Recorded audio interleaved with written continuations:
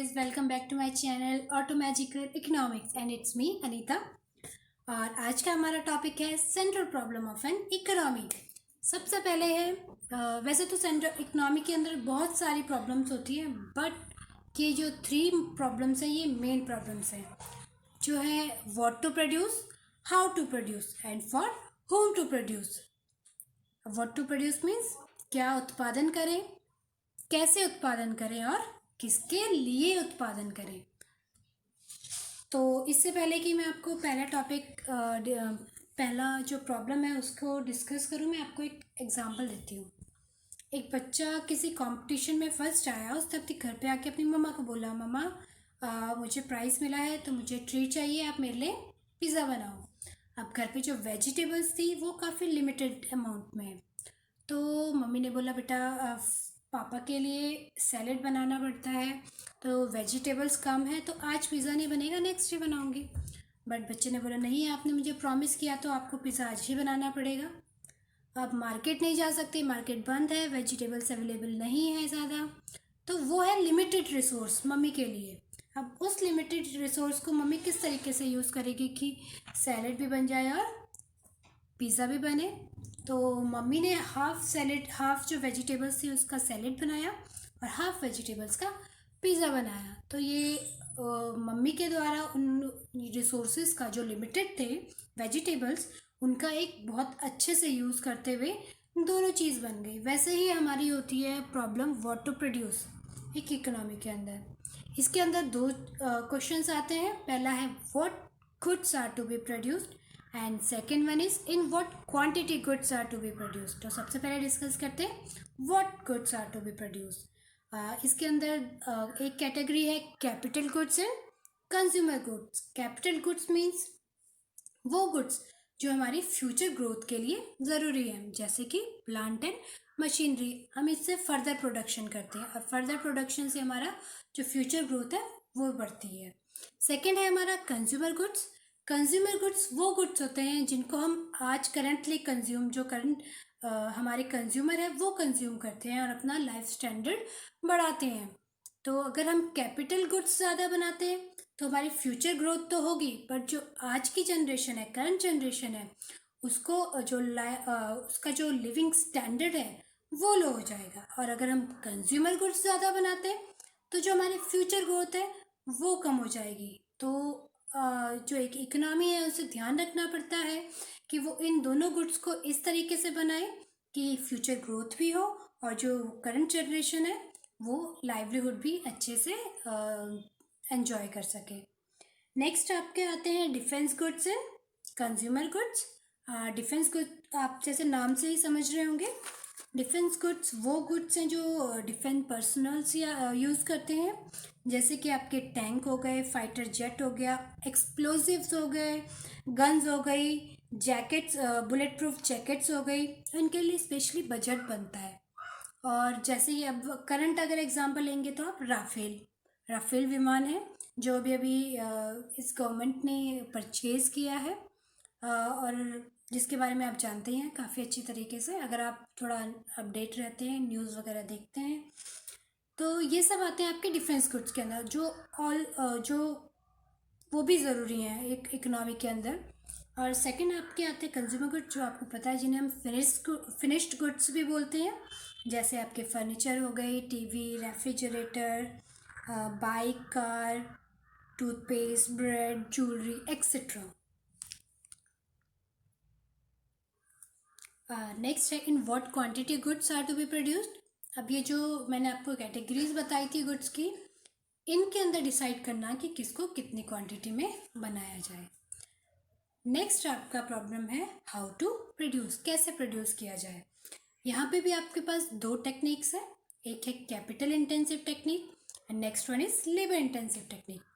Capital intensive technique में आप ज़्यादा कैपिटल यूज़ करते हैं, मशीनरी, प्लांट्स, इनका ज़्यादा यूज़ किया जाता है, जिससे कि हमें ग्रेट एफिशिएंसी मिलती है। कैपिटल से भी मैंने आपको बताया ही था, प्लांट एंड मशीनरी। और लेबर इंटेंसिव टेक्निक में लेबर्स का ज़्यादा यूज़ किया जाता है। अब जब हम अगर कैपिटल इंटेंसिव टेक्निक यूज़ करेंगे तो यहाँ पे एफिशिएंसी बढ़ जाएगी, मगर एम्प्लॉयमेंट थोड़ा कम हो जाएगा। वहीं लेबर इंटेंसिव टेक्निक में हम एम्प्लॉयमेंट तो जनरेट कर पाएंगे मगर जो एफिशिएंसी है वो थोड़ी लो हो जाएगी। तो इसलिए हमें ये डिसाइड करना पड़ता है कि हम किस टेक्निक को कितना यूज़ करें ताकि हमारी एफिशिएंसी भी बनी रहे और एम्प्लॉयमेंट भी जनरेट होता रहे।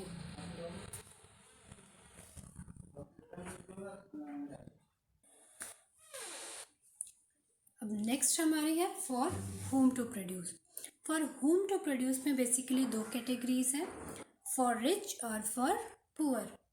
फॉर रिच में अगर हम फॉर रिच के लिए प्रोड्यूस करते हैं या कह सकते हैं हाई क्लास जनरेशन के लिए हम हाई क्लास के लिए अगर हम प्रोड्यूस करते हैं तो यहाँ पे जीडीपी रेट है जो वो हाई रहेगा, इसमें ग्रोथ होगी। अगर हम पुअर के लिए प्रोडक्शन करते हैं तो हाई सोशल इक्वालिटी आएगी।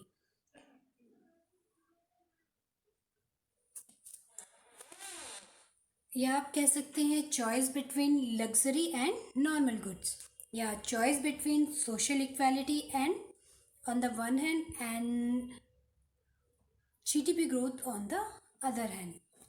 अगर हम रिच के लिए ज़्यादा प्रोड्यूस करते हैं तो यहाँ पे जीडीपी ग्रोथ होगी, अगर पुअर के लिए हम ज़्यादा प्रोड्यूस करेंगे तो यहाँ पे सोशल इक्वालिटी आएगी। तो हमें ये डिसाइड करना पड़ता है कि हम प्रोडक्शन उनके लिए इस हिसाब से इस तरीके से करें कि जीडीपी ग्रोथ भी हो और सोशल इक्वालिटी भी रहे। Now the next topic is solution of central problems in different economies. अभी हमने लास्ट टॉपिक में पढ़ा था कि यहाँ 3 तरह की इकोनॉमीज होती हैं, market economy, centrally planned economy and mixed economy. अब हम देखेंगे कि इन तीनों इकोनॉमीज में इन प्रॉब्लम्स को कैसे सॉल्व किया जाता है।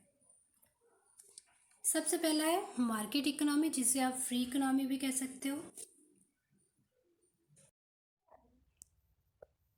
अब मार्केट इकोनॉमी है, आप इसे कह सकते हैं कि चाइल्ड ऑपरेटेड इकोनॉमी भी है, क्योंकि यहाँ पे बच्चों की जैसे ज़्यादा चलती है घर पे, वैसे यहाँ पे मार्केट में जो मार्केट फोर्सेस हैं, मार्केट फोर्सेस कौन से हैं, डिमांड एंड सप्लाई। तो उन्हीं की जो मार्केट फोर्सेस है वही डिसाइड करते हैं कि प्रोडक्शन किस चीज़ की होगी। तो यहाँ पे हम कह सकते हैं कि प्रोड्यूसर्स जो हैं प्रोड्यूस करते हैं उन गुड्स को जो उन्हें हाई प्रॉफिट देते हैं। और कैसे प्रोड्यूस करें, तो इसका सॉल्यूशन इसमें ये है कि वो उस टेक्नोलॉजी को यूज़ करेंगे जो उन्हें मैक्सिमम एफिशिएंसी देगी, ग्रोथ देगी और जो उनकी कॉस्ट है उसको कम करेगी।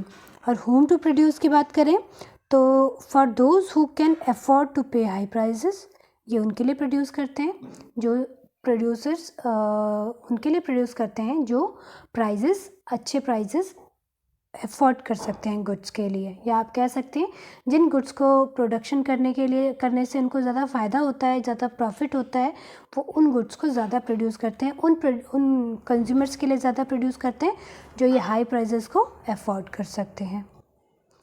नेक्स्ट आती है आपकी सेंट्रली प्लान्ड इकोनॉमी, जिसे हम पेरेंट ऑपरेटेड इकोनॉमी भी बोल सकते हैं, क्योंकि जिस तरीके से पेरेंट्स बच्चों की भलाई देख कर के डिसीजंस लेते हैं, जो उनके लिए अच्छा होता है वो वही चीज़ें करते हैं बच्चों के लिए, वैसे ही यहाँ पे सेंट्रली प्लान्ड इकोनॉमी है जो किसके कंट्रोल में होती है, गवर्नमेंट के कंट्रोल में। और यहाँ पे गवर्नमेंट का जो मोटिव होता है वो प्रॉफिट अर्निंग नहीं होता, बल्कि क्या होता है, सोशल स्टेबिलिटी। तो इसके अंदर जो कंट्रोल है वो सेंट्रल अथॉरिटी का होता है और सोशल इक्वालिटी इसका मोटिव होता है।